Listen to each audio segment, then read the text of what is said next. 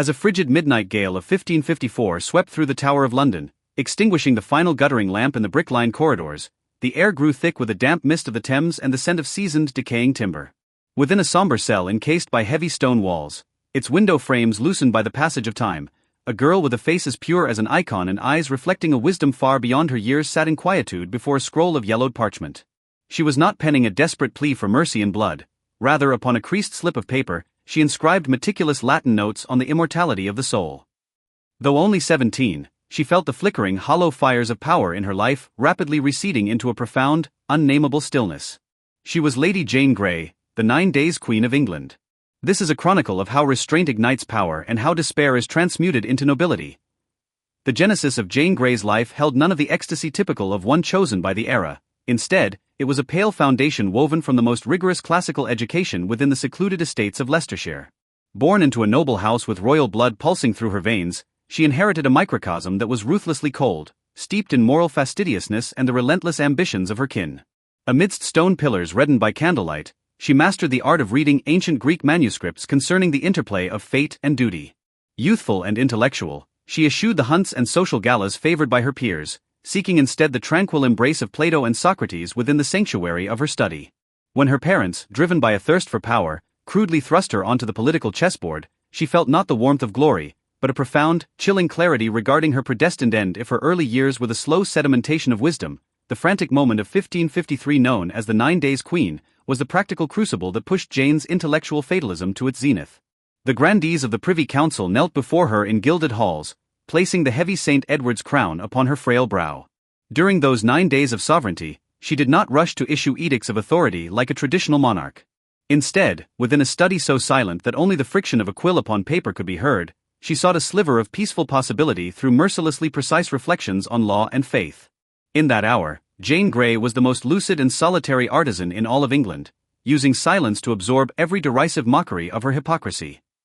This radical focus rendered her like a solitary lighthouse amidst turbulent tides, flickering, yet refusing to be extinguished. To a scholar, the summit of power is often manifested as the piercing of truth. As Mary I's armies converged upon London, Jane realized that she had gained more than just liberation; she had attained a void born of seeing through the ebb and flow of empires.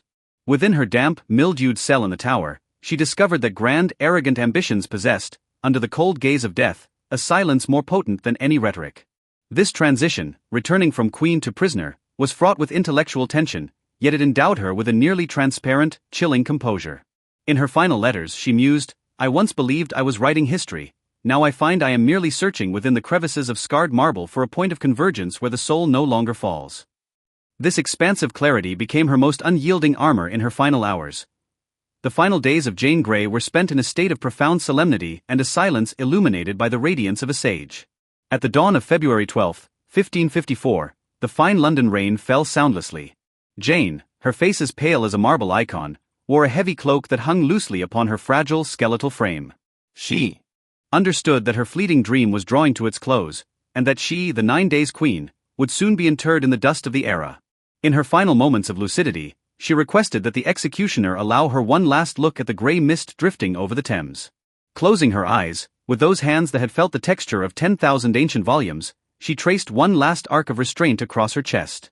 Thus, the era of the Tudor dynasty, known as the Morning of Intellect, officially closed amidst a steady, echoing resonance. Even today, 4 centuries after her passing, the name of Jane Grey remains the sole sanctuary for many a restless seeker in the dead of night.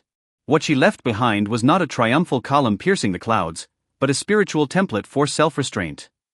She reminds us that even if the entire world besieges you with upheaval, and even if your era is destined for collapse, the order within your heart is governed solely by your perception of truth.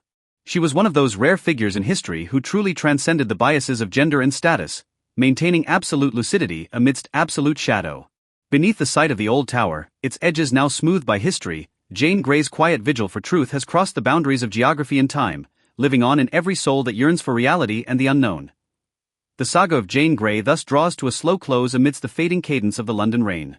She was never an opportunist seeking fame; she was merely a weary soul who steadfastly refused to compromise with mediocrity. She reminds us that no matter how mundane your life may be, or how deep your distress, inner tranquility is your only true and eternal refuge. Just as she sat through the coldest winter nights of the Tudor era, clutching a guttering candle to find a fulcrum for existence within the void through the tip of her pen. Perhaps you, too, are navigating the uncertainties of life at this moment. But believe this, in every life, there exists a silent season of one's own, a private space for dialogue with the self. May the serenity and vastness of Jane Grey become the softest feather in your dreams, carrying you toward that most peaceful and expansive shore of the inner soul. Good night.